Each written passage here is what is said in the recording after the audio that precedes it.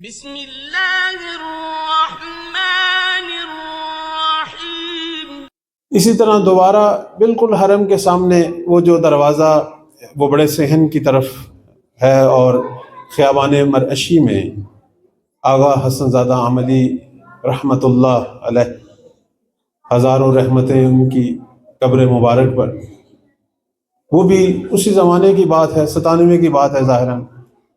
اپنے عصا کے ساتھ، شام کا ٹائم تھا، ابھی اذان نہیں ہوئی تھی مغرب کی، اسی دروازے کے سامنے آ کے کھڑے ہوئے اور انہوں نے سلام کیا بی بی کی خدمت میں۔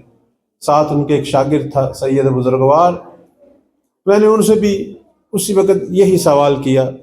ان کی خدمت میں پہنچا، وہ بھی قبلہ اسی طرح کے تھے، کوئی تکلفات نہیں، کوئی تشریفات نہیں، ہر آدمی مل سکتا تھا ان بزرگوں سے اور درس لے سکتا تھا۔ یہی سوال کیا کہ قبلہ دل کی نورانیت کے لیے کوئی ذکر بتائیے، تو آغا نے کہا کہ وہی جملہ جو آغا بہجت نے کہ قرآن کے ہوتے ہوئے میں کون سا ذکر بتاؤں۔ پھر میں نے کہا کہ قبلہ قرآن تو تلاوت ہوتی ہے، روٹین کا حصہ ہے، لیکن ہم نہیں دیکھ پاتے اپنے اندر کوئی تبدیلی۔ تو پھر انہوں نے فرمایا کہ جس طرح میں کہوں گا اس طرح تلاوت کرو قرآن کی۔ اس کے بعد انہوں نے ایک چھوٹا سا دستور العمل جو ہے وہ بیان کیا، یقیناً بہت سارے لوگوں کے لیے بیان کیا ہوگا، ان میں سے ایک بندہ حکیر بھی تھا۔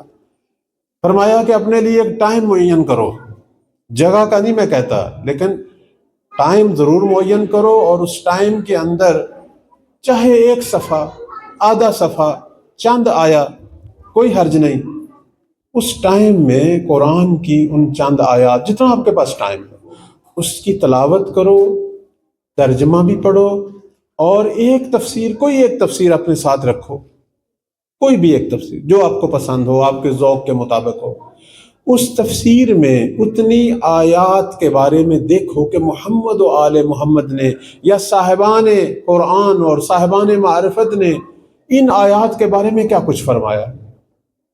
اس کو بھی ایک پڑھ لو، ایک نظر دیکھ لو، اور اس کے بعد تفسیر کو بند کر دو، قرآن مجید بند کر دو، اور خود سوچو کہ میں نے آج اس رزق الہی سے، اس پروردگار کی کلام سے خود میں نے کیا استفادہ کیا۔ بس یہ چند منٹ تم نے سوچنا ہے۔